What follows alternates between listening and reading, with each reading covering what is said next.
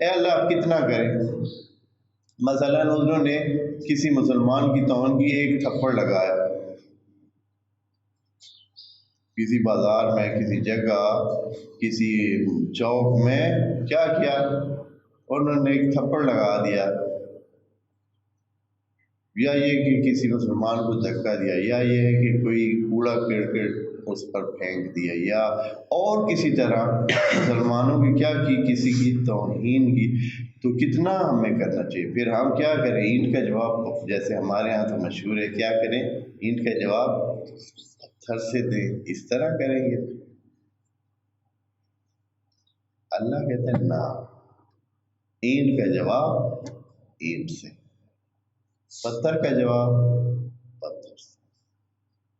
دیکھیں کیا کہتا ہے، فَمَنِ اعْتَدَىٰ عَلَيْكُمْ، اگر کوئی چڑھائی کرے، اعتداء یعنی اپنی حدوں سے بڑھے، بغاوت کرے آپ کے خلاف، فَمَنِ اعْتَدَىٰ عَلَيْكُمْ، آپ کے خلاف کوئی اگر چڑھائی کرے کسی بھی حوالے سے، چاہے جنگ ہے، چاہے توہین ہے، چاہے حرمت والے مہینوں کے حرمت کو توڑ رہا ہے کوئی، فَاعْتَدُوا عَلَيْهِ، تو آپ بھی اس یعنی اس کے بعد آپ نے کرنا ہے، فَاعْتَدُوا عَلَيْهِ، تو آپ بھی اس پر چڑھائی کریں، لیکن کتنی ہے اللہ؟ ہاں، اس کو تو اندازہ نہیں تھا کہ مسلمانوں میں کتنی طاقت ہے، اس نے تو چڑھائی کر دی، اس نے مثال کے طور پر ہمارا نقصان کیا، ہمارے مثلا 10 15 20 گھر اپنے بموں سے گرا دیے، یا اتنے لوگ شہید ہو گئے، تو پھر اب ان کو کیا کرنا چاہیے؟ تو فرمایا کہ فَاعْتَدُوا عَلَيْهِ، ان پر چڑھائی آپ بھی کریں، لیکن بِمِثْلِ مَا اعْتَدَىٰ عَلَيْكُمْ، صرف اتنا جتنا انہوں نے کیا ہے۔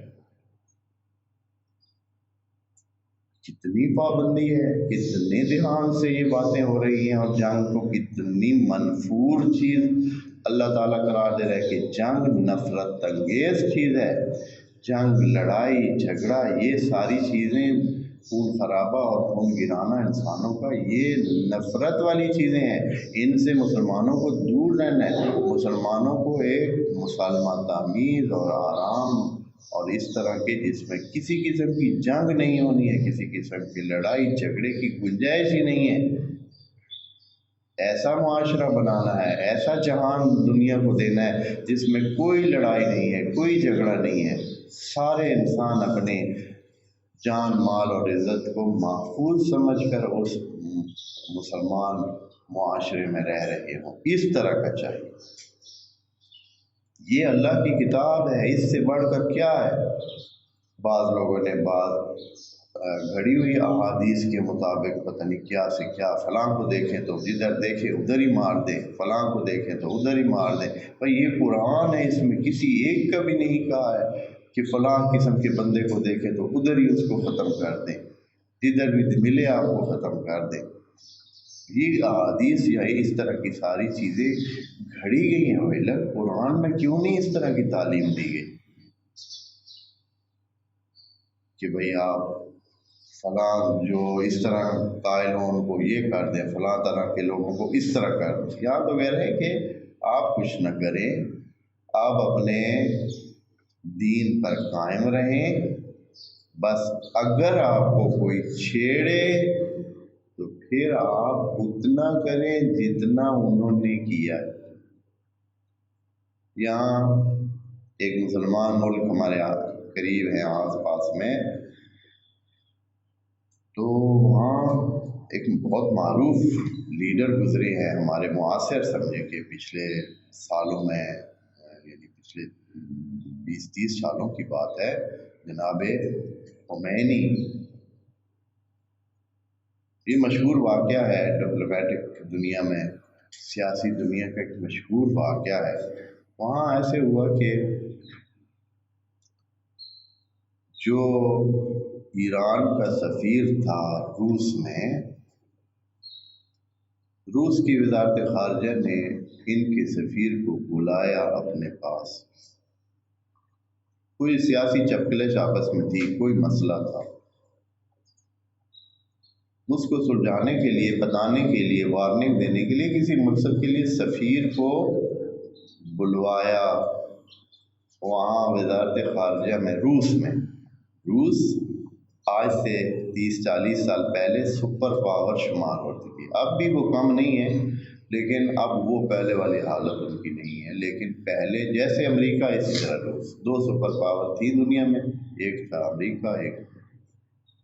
तो रूस वालों ने क्या किया, इनके सफ़ीर को बुलवाया और वहाँ बातों बातों में एक थप्पड़ जो है वो ईरान के सफ़ीर को लगा दिया रूस वालों। बहुत बड़ा मसला हो गया। ये कम मसला नहीं था सियासी दुनिया में, इस किस्म का मसला ये कम शुमार नहीं होता है। बातें होती हैं, बातों में लिखे हुए मुरासले दिए जाते हैं, लेकिन ये कि किसी इतने हाई लेवल के अफसर को, सफ़ीर को थप्पड़ मार दिया जाए, ये कोई कम बात शुमार नहीं होती। तो ठीक है, सफ़ीर ने थप्पड़ खा लिया और क्या है, लड़ाई तो उसने करनी नहीं थी।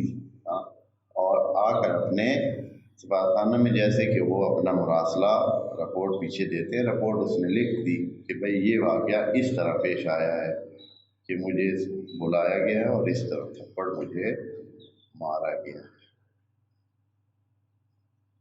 इधर जो है ये आसानी था, रूस जैसे, रूस को रीच कहते हैं, रीच कहते हैं, वो रीच है। रीच को छेड़ना जो है वो सौखत नहीं है।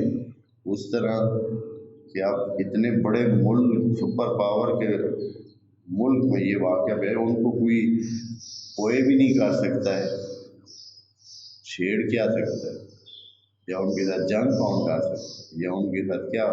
तो यहाँ आकर उन्होंने अपना मसला जनाब इमाम खुमैनी के सामने रखा कि भाई ये सूरत हाल है, हमारे सफ़ीर को इस तरह थप्पड़ पड़ा।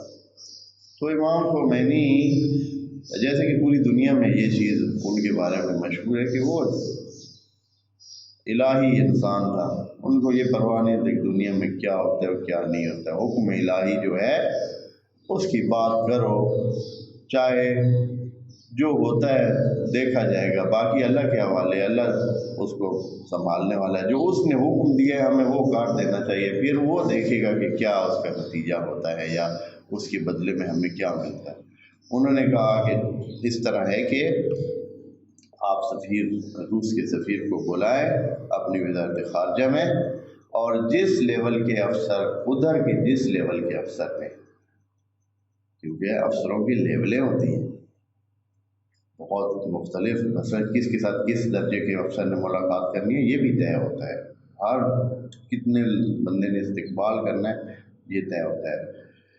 तो जिस लेवल का वो अफसर था जिसने थप्पड़ वहाँ मारा था, आपकी वज़ारत ख़ारजा में भी उसी लेवल का जो अफसर है उसने क्या करना है, उनको बुलवाना है सफ़ीर को, और वज़ारत ख़ारजा में क्या है, एक अदद थप्पड़ लगा दे।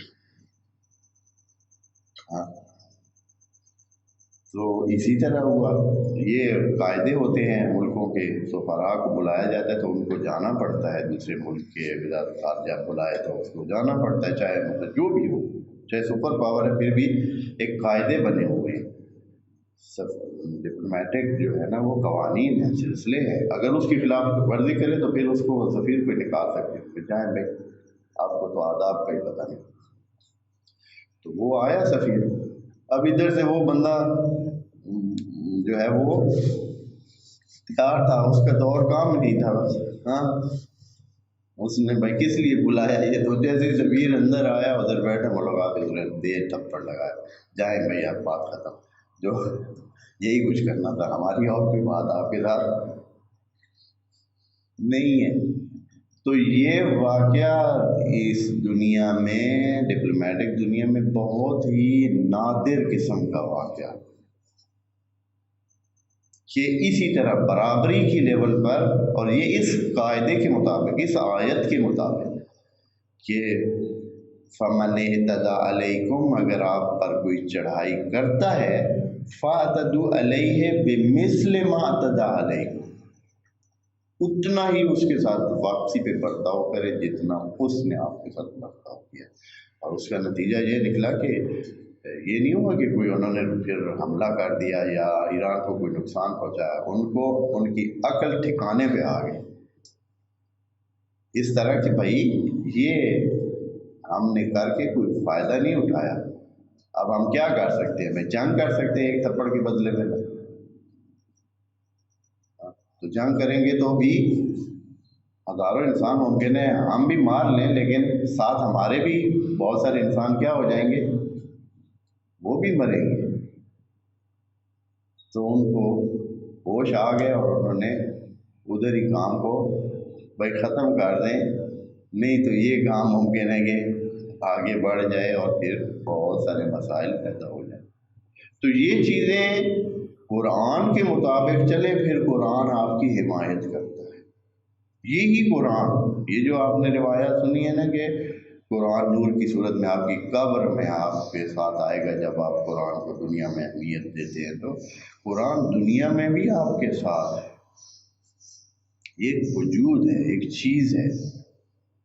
इसको ऐसे किताब लिखी हुई किताब न देखें, इसका इसके अलावा भी एक वजूद है। कुरान का जो खुदा करीम ने कहा कि लो अंज़लना हाज़ल कुरान अला जबलिन लरअयतहु खाशिअन मुतसद्दिअन मिन खशियतिल्लाह, अगर कुरान को पहाड़ पे उतारें तो आप देखेंगे कि वो खौफ और रुअब से लरज़ रहा है। तो ये किताब नहीं है कि भाई आप जाकर कुरान ऐसे पहाड़ पे रखें तो फिर पहाड़ जो है वो क्या हो जाए, नहीं, इस कुरान का इससे हटकर एक वजूद है और वो बोलेगा और वो कुरान आखिरत में हिमायत करेगा, इस दुनिया में भी वो हिमायत करता है, लेकिन हमें नज़र नहीं आता। आप इसके साथ चलें, फिर देखें कुरान कैसे आपके साथ चलता है।